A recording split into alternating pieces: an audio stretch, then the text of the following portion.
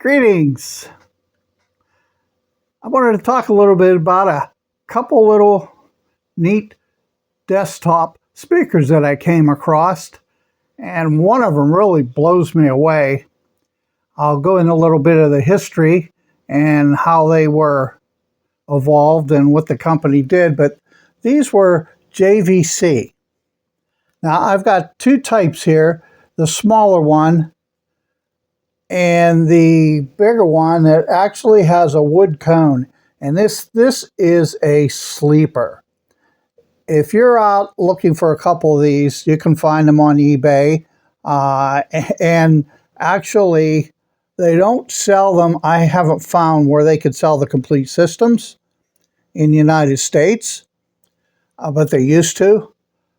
But they have the complete system you can order from Japan.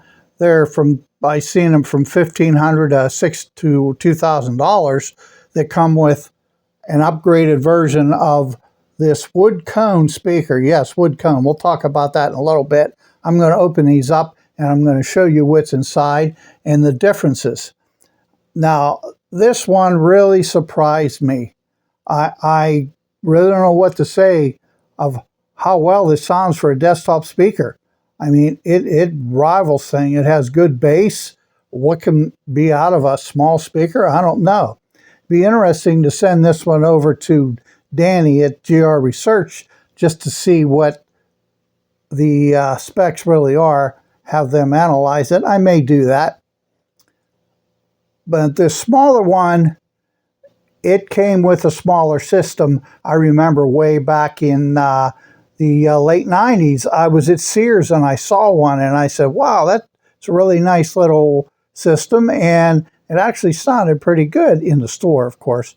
But this one here, it sounds good, but not as good as this one, and possibly not as good as the newer one. And they made some different versions of the wood cone speakers. We'll get into that in a minute, a little bit of history of it.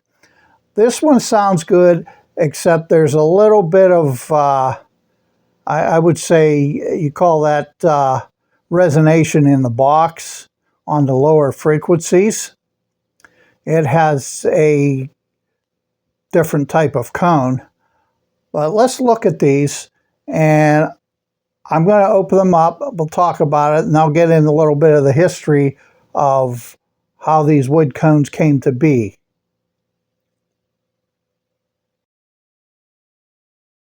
So how did JVC get its roots?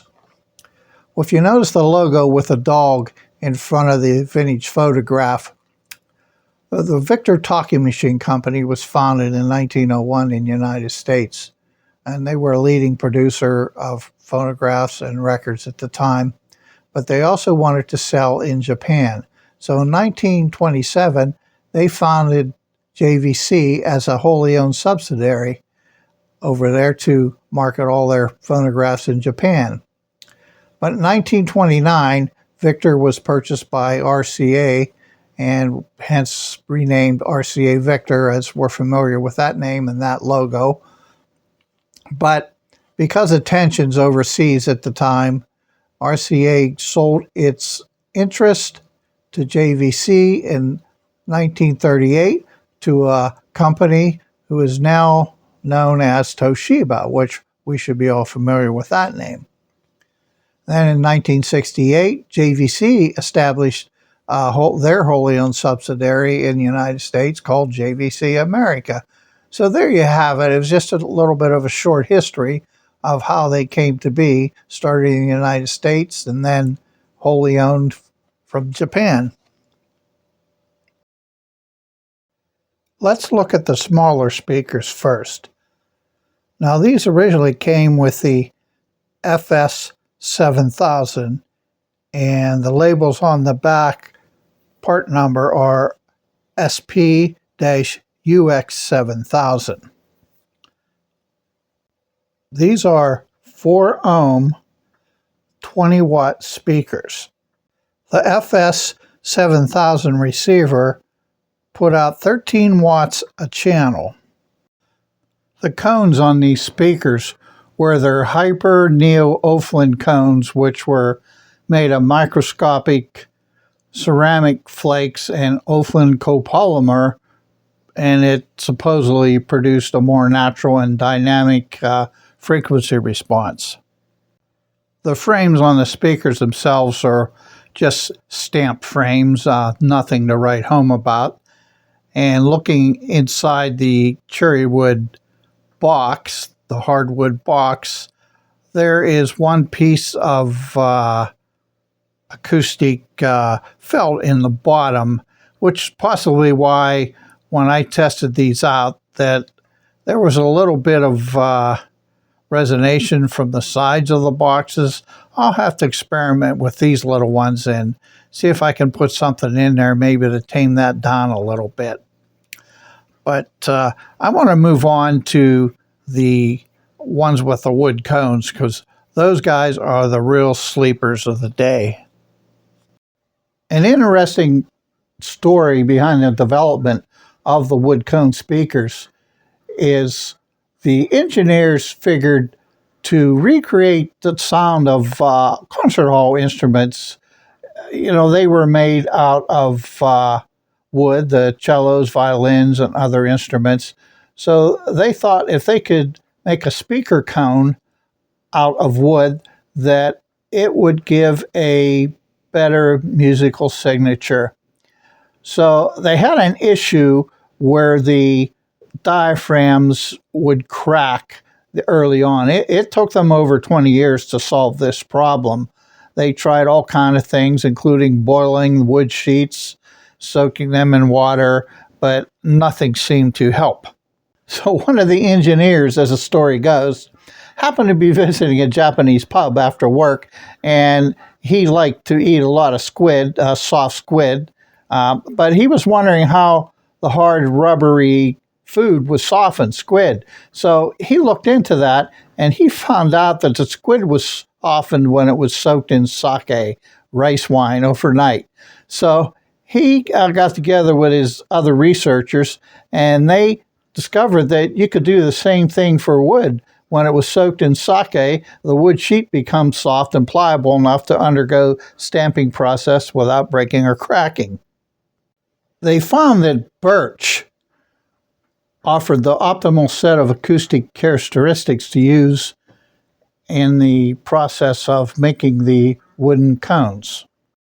And to tune the speakers to the boxes, JVC collaborated with studio engineers from the Tokyo Aoyama recording studio, which was one of their affiliates. Some of the standalone speaker units that were produced were the SX-WD5, which was a two-way, two-speaker system with a 10.5 centimeter wood cone and a 2 centimeter wood dome tweeter, which was rated at 100 watts at 6 ohms from 55 hertz to 50,000 hertz. And the SXWD8, which was a two-way, three-speaker system, which was rated at 150 watts at 6 ohms from 50 hertz to 50,000 hertz.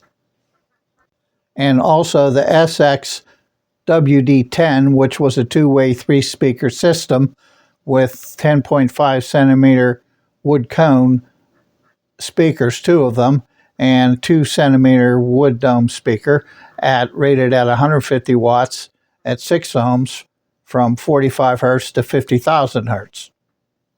You still can purchase small stereo systems over in Japan that have speakers similar to the EXA1 that I have.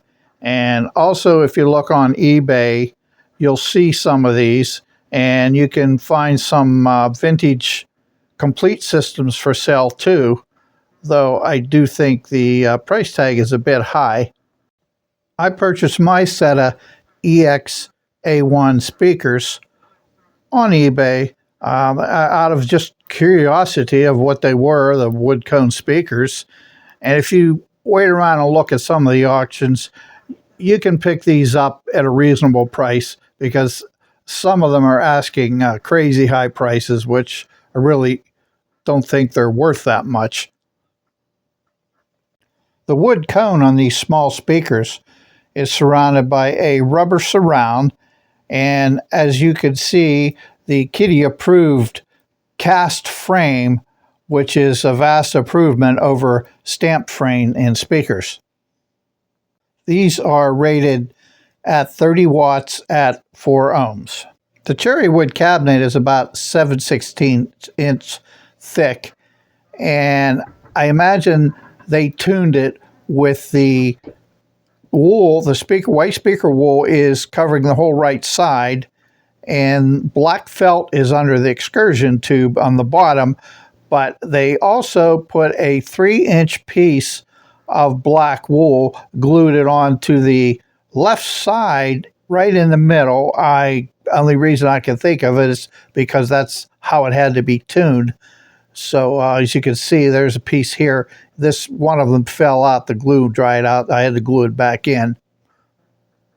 So for near field listening, say at your computer desk, you really can't beat these. The one with the wood cone is what you really want to look for, and you can wait. You can find a reasonable price like I did. I've got mine reasonably.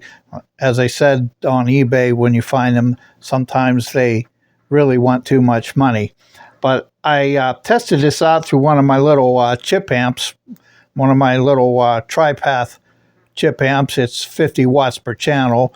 If you're interested in the TriPath gear, check out the videos that I made on TriPath, a little bit of the history, and a couple of the amplifiers that I have, the small ones that I had messed around with. So hope you enjoyed this, and if you have any comments or questions or have anything to add in the comments, go right ahead and feel free, and have a good day.